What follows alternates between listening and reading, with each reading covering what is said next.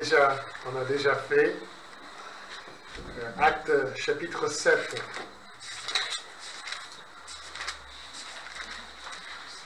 Merci. Dans Actes 1, verset 8, Jésus dit à ses disciples, tout au début de ce livre des Actes, il dit à ceux qui allaient fonder l'Église naissante du Nouveau Testament, 4 paroles qui allaient changer leur vie pour toujours. Vous serez mes témoins. C'est la dernière tâche que Jésus donne à son Église, juste avant de partir au ciel. Et même s'il a dit ça à 11 apôtres, à un moment précis dans l'histoire de l'Église, je pense que nous pouvons dire que Jésus continue à dire ça à son Église aujourd'hui. L'Église dont nous faisons partie. Vous serez ou vous êtes mes témoins. Un témoin, c'est quelqu'un qui raconte aux autres ce qu'il a vu, ce qu'il a entendu ou ce qu'il a vécu. C'est quelqu'un qui annonce la vérité. Et c'est ce que Jésus nous demande de faire. Parlez de moi. Faites-moi connaître dans le monde. Témoignez de moi. Mais souvent, quand on commence à parler de témoigner, cela fait peur à un grand nombre d'entre nous.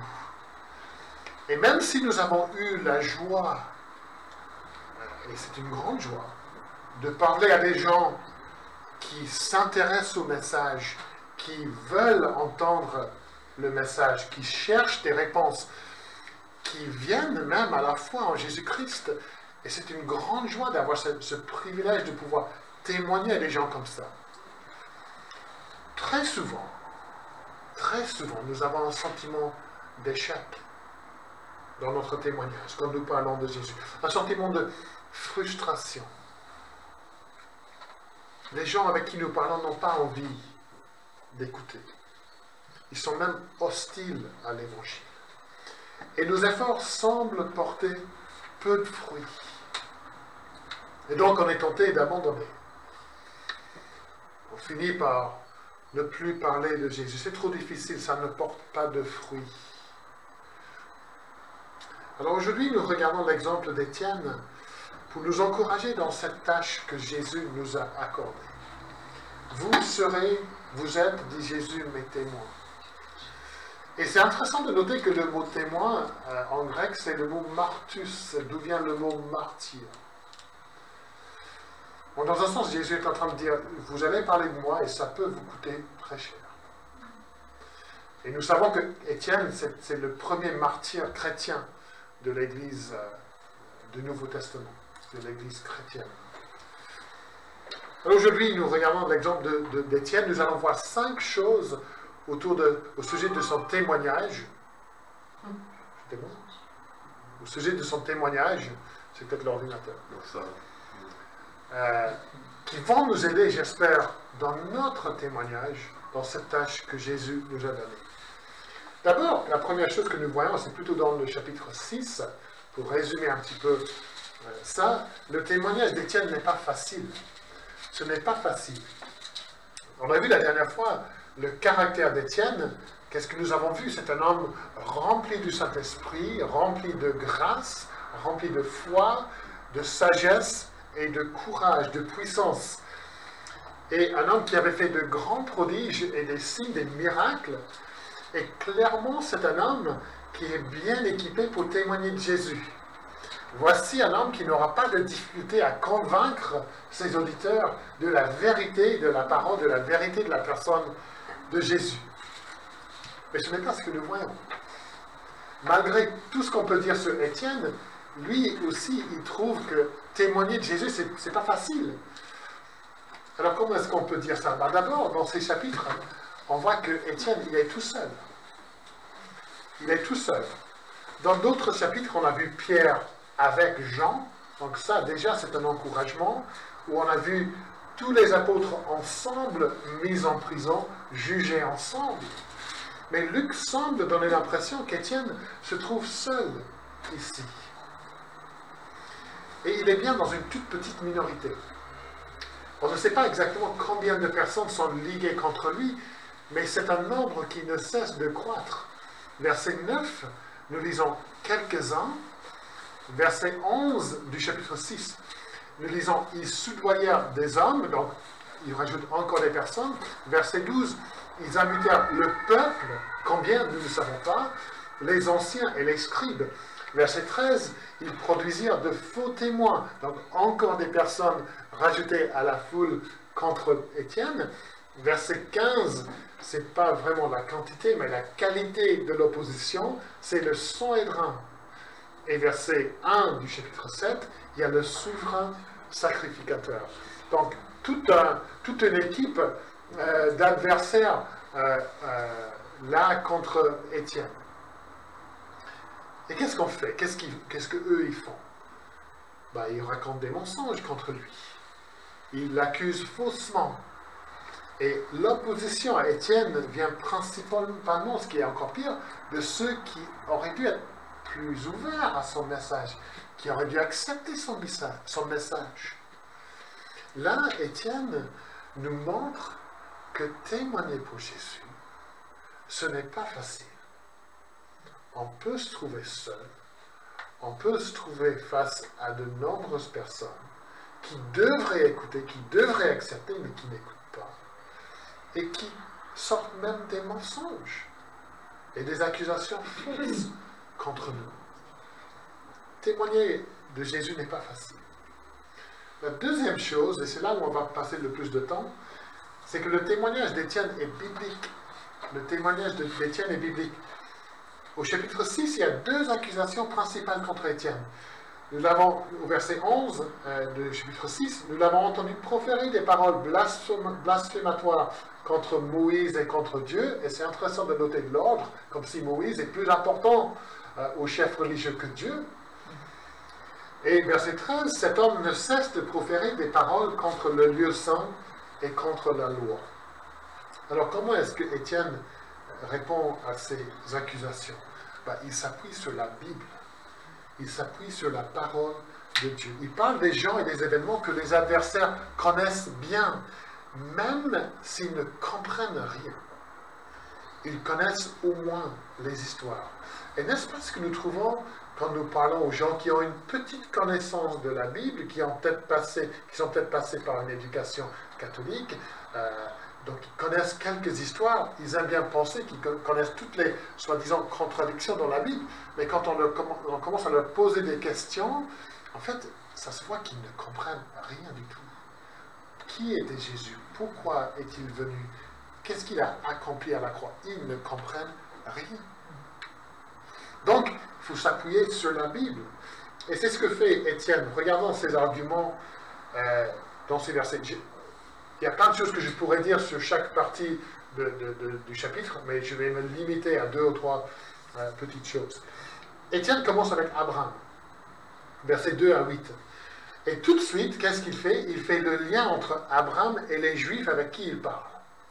Verset 2, il dit « Notre père Abraham ». Il fait un lien entre lui et eux aussi. Notre père. Verset 4, « Dieu le fit passer dans ce pays que vous habitez maintenant ». Il fait ce lien. Verset 8, il parle de l'alliance de Dieu. Il s'adresse aux gens qui font partie de cette alliance avec Dieu. L'histoire d'Abraham, dit Étienne, c'est votre histoire, c'est notre histoire. L'histoire de notre peuple et surtout l'histoire de notre Dieu. Et ce que Étienne démontre, c'est qu'il y avait déjà une relation entre Dieu et son peuple bien avant la construction du temple. C'était déjà un peuple béni bien avant qu'il n'y ait un temple. Étienne parle au verset 7 d'un culte rendu à Dieu. Alors je vérifie exactement ce qu'il dit. Dans ce lieu-ci, le lieu que Dieu avait donné, un culte, ce n'était pas un culte dans le temple. Il n'avait pas besoin d'un temple pour rendre un culte à Dieu. C'est comme si Étienne leur dit, regardez votre histoire et vous verrez qu'on n'a pas besoin d'un temple pour rendre un culte à Dieu, pour que Dieu ait une relation avec son peuple. Après Abraham, il y a Joseph, versets 9 à 16. Et regardez bien, juste vite fait, il y a quel mot qui est répété 6 fois dans ces 7 versets? C'est le mot Égypte.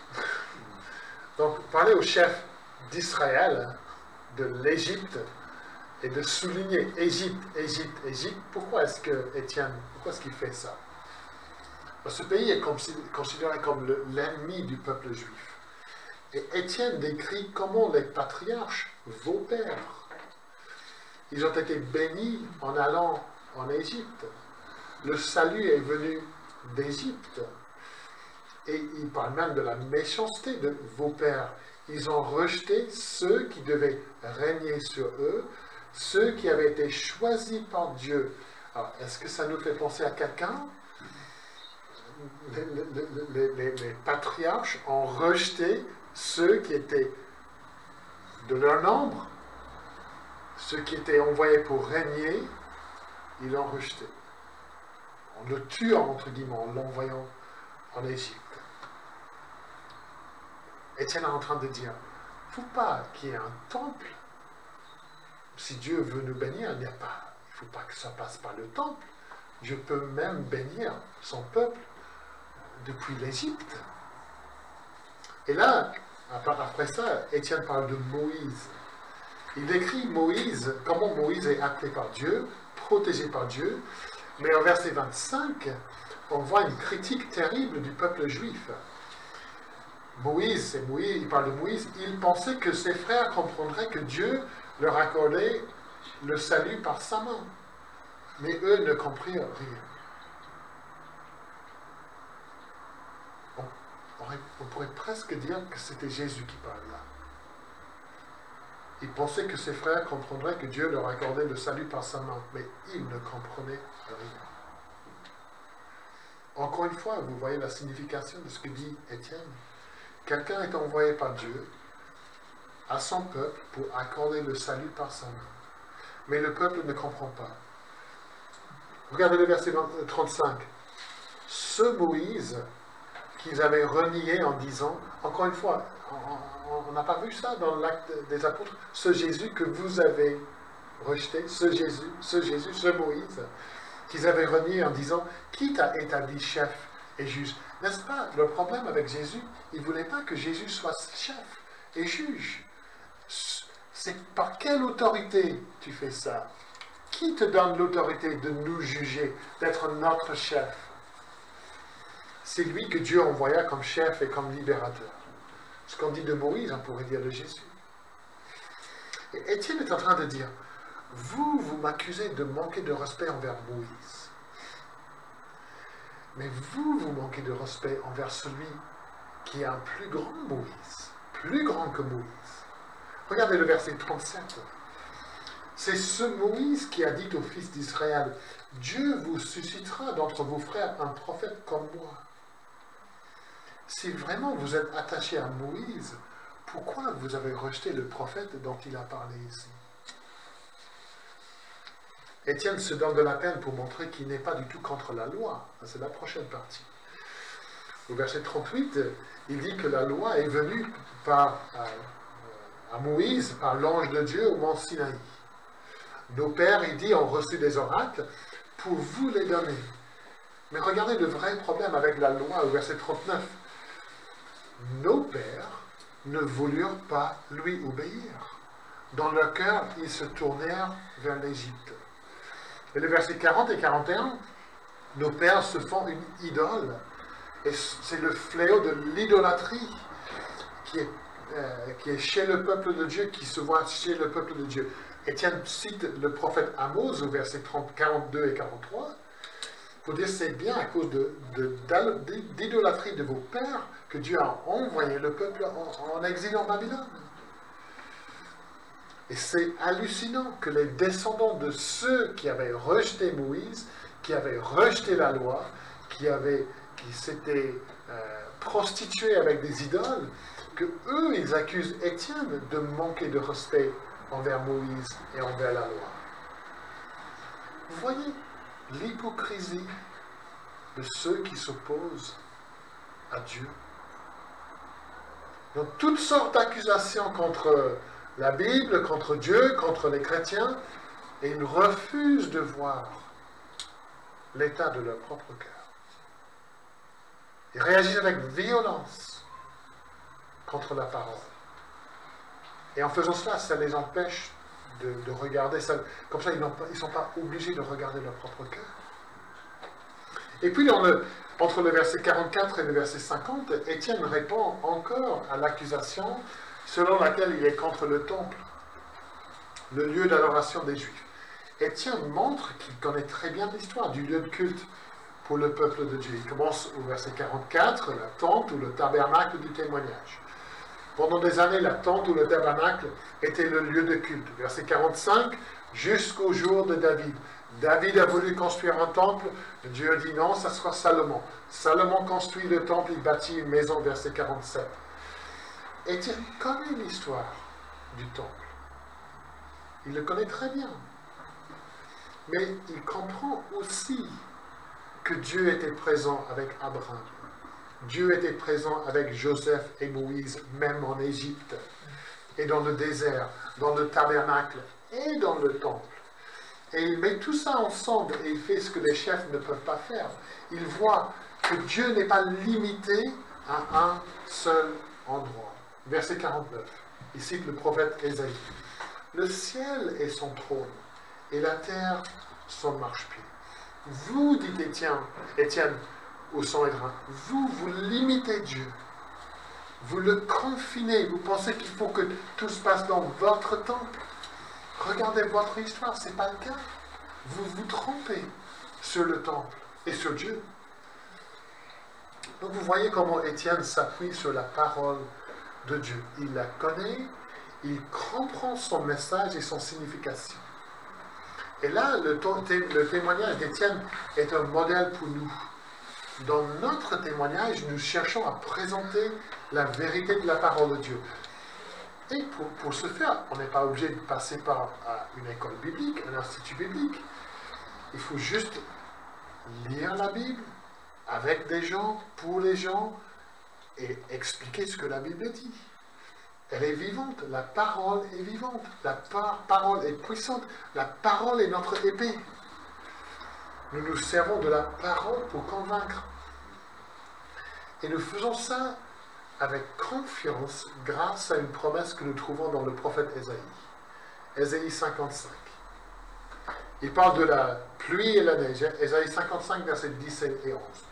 Comme la pluie et la neige descendent des cieux, et n'y retournent pas sans avoir arrosé et fécondé la terre, et fait germer les plantes, sans avoir donné de la semence au semeur et du pain à celui qui mange.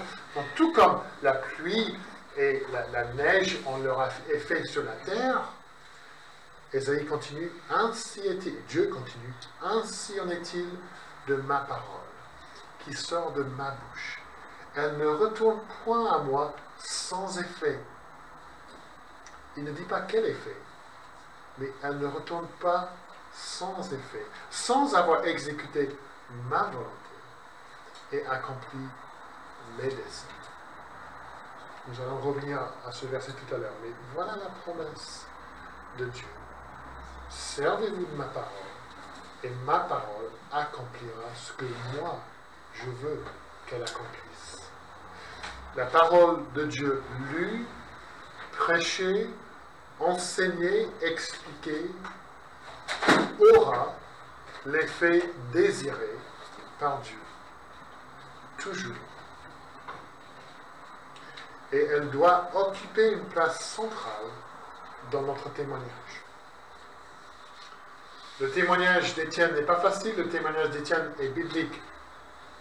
Après ça, nous voyons le témoignage d'Étienne est pointu. Étienne ne se contente pas de parler simplement de l'histoire du peuple de Dieu. Ce n'est pas son but. Ce n'est pas son but de donner un discours, un cours d'histoire sur le peuple de Dieu. Il veut montrer aux membres du Sanhédrin comment cette histoire s'applique à eux. Verset 51. Son message devient beaucoup plus personnel, beaucoup plus pointu. Et ces versets sont une critique cinglante des chefs religieux. Regardez ce qu'il dit Étienne au verset 51. Homme ou cou raide, incirconcis, il dit ça aux Juifs, aux chefs des Juifs, incirconcis de cœur et d'oreille. Vous vous opposez toujours au Saint-Esprit, vous comme vos pères. Lequel des prophètes, donc ils insultent aussi leur père. Il dit, Étienne, doucement, doucement, on est tenté de dire doucement. Mais non, mais non. Lequel des prophètes vos pères n'ont-ils pas persécuté? Ils ont mis à mort ceux qui annonçaient à l'avance la venue du juste, c'est-à-dire de Jésus. Donc vous êtes devenus maintenant des meurtriers après l'avoir livré. Vous qui avez reçu la loi sur l'ordre des anges et qui ne l'avez pas gardée. Étienne n'a pas peur de dire la vérité pointue à ces hommes. Étienne ne dit pas, écoutez bien ce qu'il ne dit pas, il y a des gens au cou raide. Il ne dit pas, certaines personnes s'opposent au Saint-Esprit. Nous connaissons tous des gens qui ont rejeté la loi de Dieu. Il dit, vous êtes des hommes de cou raide. Vous vous opposez au Saint-Esprit. Vous avez désobéi à la loi de Dieu. Il parle à leur conscience. Et c'est vrai que nous cherchons à convaincre des gens de la vérité de Jésus. Nous parlons de Jésus, nous nous expliquons voilà ce qu'il a fait, voilà ce qu'il a dit. Mais il faut à un moment donné parler des implications de ça pour votre vie. Qu'est-ce que Dieu demande de vous? Pas des gens en général. Qu'est-ce que la parole vous dit? Je me souviens une fois, je parlais avec un monsieur et on parlait de combien les gens manquaient de reconnaissance dans leur attitude envers Dieu. Et oui, c'est terrible, il m'a dit ici. Alors, c'était quand la dernière fois que vous avez remercié Dieu pour quoi que ce soit? Vous, personnellement. Et c'était dans ce moment-là où il a vu, en fait, il faut parler de moi. Moi, j'ai pensé aux autres, mais ça parle à moi. Vous vous souvenez du prophète Nathan, quand il est venu à David? Il a parlé de cet homme riche qui avait pris l'agneau de son voisin pauvre, et David dit, c'est terrible, c'est terrible. Mais Nathan lui dit, c'est toi, là. Et à un moment donné, dans notre témoignage, nous devons dire, c'est toi, là. C'est toi, la femme. Ça parle de toi. Le témoignage d'Étienne est pointu. Et puisque le témoignage d'Étienne est pointu, le témoignage, quatrièmement, d'Étienne est mal reçu. Si Étienne avait fini son discours au verset 50, le Sanhédrin l'aurait peut-être remercié de son discours. Merci Étienne, c'était intéressant, vous avez bien présenté votre argument, nous allons tous maintenant rentrer chez nous. S'il avait fini au verset 50, ils auraient applaudi, intéressant, fort intéressant, merci, allez, vous pouvez partir. Mais ce n'est pas ce qu'il fait. Et ça me fait penser à nos soirées Saint-Patrick. Ceux qui ont assisté à nos soirées Saint-Patrick, où nous présentons un peu la danse irlandaise, la culture irlandaise, les gâteaux irlandais, et puis un message pour parler de Patrick, qui était missionnaire chrétien.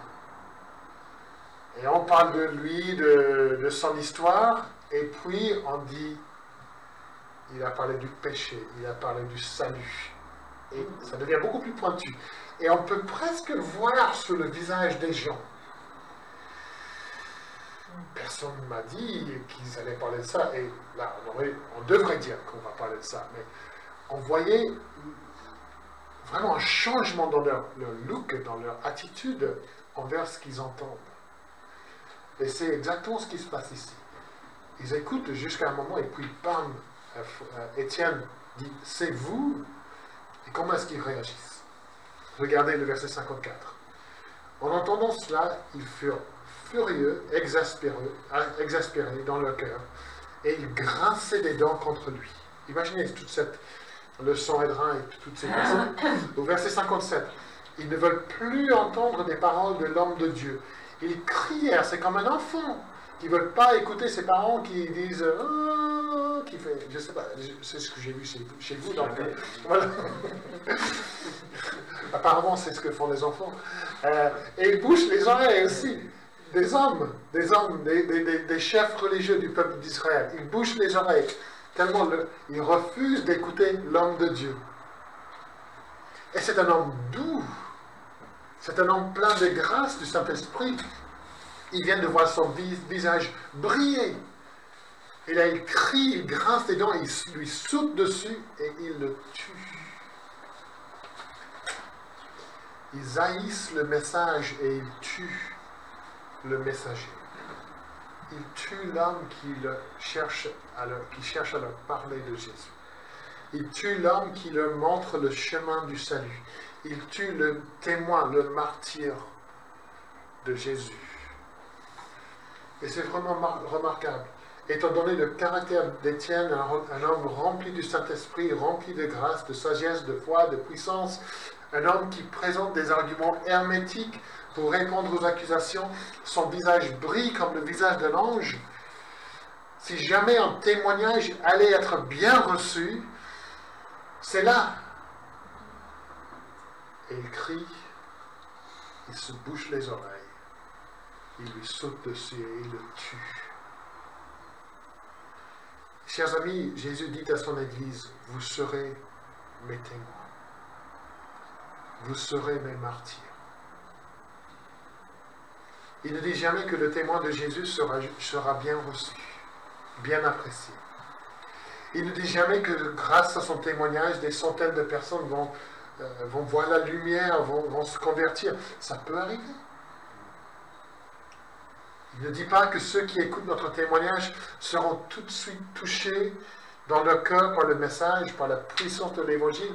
Il nous dit, vous serez mes témoins. Et moi, je vais m'occuper de ce qui se passe après. L'apôtre Paul nous donne une idée dans son épître aux Galates de la réaction qu'on pourrait voir chez les gens. Quand on parle de la croix de Jésus, il dit, nous prêchons Christ crucifié, scandale pour les Juifs et folie pour les païens. Vous voulez savoir comment le monde va réagir quand vous parlez de Jésus? Scandale, folie. Il faut que nous soyons réalistes. Notre témoignage sera souvent reçu avec indifférence ou avec hostilité. La Bible nous prépare pour ça. Ça a été le cas pour les prophètes.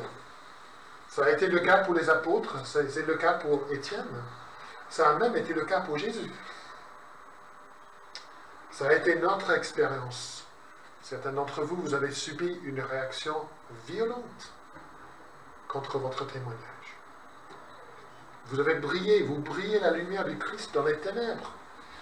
Ce n'est pas étonnant qu'il y ait une telle réaction. Mais ne soyons pas découragés. Ne soyons pas découragés. Pourquoi est-ce que je dis cela? Comment nous réjouir si notre témoignage est mal reçu? Ça nous amène à au dernier point ce matin. Le témoignage d'Étienne n'est pas un échec. Ce n'est pas un échec. Dans ce chapitre, Étienne prêche la parole, personne n'est converti, et Étienne finit par mourir. On pourrait imaginer que les ennemis de la croix, ah, vous voyez, à quoi ça sert? Il prêche, personne n'écoute, personne n'est convaincu, il meurt. Est-ce que son témoignage est un échec? Nous témoignons de Jésus, nous expliquons l'Évangile, et la personne avec qui nous parlons dit « Non merci, ça ne m'intéresse pas. » Gentiment. Est-ce un échec de notre part? Quand Jésus prêche dans Jean 6, nous lisons, donc c'est le meilleur prédicateur qui n'ait jamais prêché, le meilleur témoin, on pourrait dire, qui n'ait jamais vécu. Quand lui, il prêche, qu'est-ce qui se passe? Jean 6. Plusieurs de ses disciples, après l'avoir entendu, dirent « Cette parole est dure, qui peut l'écouter ?» Dès ce moment, plusieurs de ses disciples se retirèrent et n'allèrent plus avec lui. Jésus a-t-il échoué dans son message? Je reviens au passage cité d'Ésaïe il y a quelques moments. Ainsi en est-il de ma parole qui sort de ma bouche. Elle ne retourne point à moi, Ésaïe 55. Elle ne retourne point à moi sans effet, sans avoir exécuté ma volonté et accompli mes desseins. Le témoignage d'Étienne dans ce passage accomplit exactement ce que Dieu veut qu'il accomplisse. Ni plus ni moins. Certes, il n'y a pas d'impact direct. On ne lit pas des membres du Sanhédrin qui se repentent et qui se convertissent. Mais on lit d'un jeune homme quand même, Saul, qui regarde tout ce qui se passe dans ce chapitre et qui n'oubliera jamais ce qu'il voit et ce qu'il entend. Et ce qu'il voit et ce qu'il entend a un impact énorme sur lui. Et c'est un impact qu'Étienne ignore. Étienne n'est pas en train de se consoler quand les pierres tombent sur lui. Ah, ben c'est pas grave parce qu'il y a Saul là et je sais que bientôt Saul il va prêcher la parole partout. Il ne sait pas. Il meurt sans jamais savoir quel impact son témoignage a eu. Jamais. Et puis à partir de ce moment, dans la vie de l'Église naissante, il y aura une grande persécution. Chapitre 8, verset 1. Il y eut ce jour-là une grande persécution contre l'Église qui était à Jérusalem. On pourrait être tenté de dire, mais c'est terrible ce discours d'Étienne. Ça mène à la persécution, ça mène à sa mort, ça mène à la persécution pour l'Église. Son discours n'attire que des ennuis pour les chrétiens. Il aurait dû s'arrêter au verset 50. Mais Dieu sert de cette persécution, pour accomplir ses desseins. Regardez la deuxième partie du verset 1, chapitre 8. Et tous, excepté les apôtres, se dispersèrent dans les contrées de la Judée et de la Samarie. C'était quand la dernière fois dans ce livre où nous avons entendu parler de Judée et Samarie? C'était au chapitre 1, verset 8. Vous serez mes témoins où? Jérusalem, Judée, Samarie, jusqu'aux extrémités de la terre. Jésus avait envoyé son Église dans ces lieux. L'Église était restée à Jérusalem. Ces endroits n'avaient pas entendu l'Évangile. Jésus dit, je me sers de la persécution qui vient du discours d'Étienne pour vous pousser à sortir de Jérusalem. Et quand vous partez de Jérusalem, l'Évangile vous accompagne. Et là où vous allez, dans la Judée, dans la Samarie, là vous allez annoncer l'Évangile. Dieu accomplit sa volonté et ses desseins. Dieu se sert du témoignage d'Étienne de sa mort pour faire avancer l'Évangile dans la Judée, dans la Samarie. La vague de persécution déclenchée par le discours d'Étienne, ça pousse l'Église à sortir avec l'Évangile. Le témoignage d'Étienne est-il un échec? Bien sûr que non. Étienne ignore ce que Dieu va faire. Il ignore les desseins de Dieu, mais il se réjouit de pouvoir témoigner de Jésus. Et Dieu ne nous dit pas comment il va se servir de notre témoignage. Des fois, nous avons la joie de voir le fruit de notre témoignage, mais pas toujours. Comme sommes-nous prêts à obéir, à faire confiance à Dieu, à être ses martyrs? Et puis dans chaque génération, pour voir encore comment Dieu s'est servi du témoignage d'Étienne, dans chaque génération depuis la mort d'Étienne, des chrétiens comme nous, des chrétiens appelés à témoigner, appelés à parler de Jésus, à annoncer l'Évangile dans des situations d'hostilité, aux gens qui vont réagir très mal, peut-être avec violence. L'exemple d'Étienne a été un vrai encouragement. Heureusement qu'Étienne n'a pas arrêté au verset 50. Regardez Étienne. Imitez Étienne. Regardez sa confiance en Christ. Regardez sa confiance en la parole. Regardez son amour pour les ennemis du Christ. Regardez son courage. Et regardez ce que Dieu peut faire par le biais d'un apparent échec.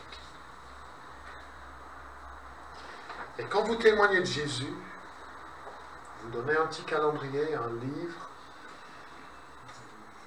une conversation avec un ami, un voisin, un collègue, ou par une vie qui reflète la vie du Christ. Peut-être que vous ne verrez jamais l'effet de votre témoignage. Vous ne verrez jamais l'impact, le fruit. Vous ne saurez jamais ce que Dieu est en train d'accomplir. C'est dur. On aime bien voir les résultats. On aime bien voir le fruit pousser. Mais ce n'est pas donné à tout le monde. Mais c'est donné à tout le monde d'être un témoin, un martyr fidèle. Et voici ce qui est toujours vrai. La parole de Dieu, annoncée, lue, expliquée, vécue, elle ne retourne point à lui sans effet. Jamais. Amen. Sans avoir exécuté sa volonté parfaite, et sans avoir accompli ses desseins glorieux. Que Dieu nous aide à être des témoins fidèles et à faire confiance en sa volonté souveraine et ses desseins éternels. Amen.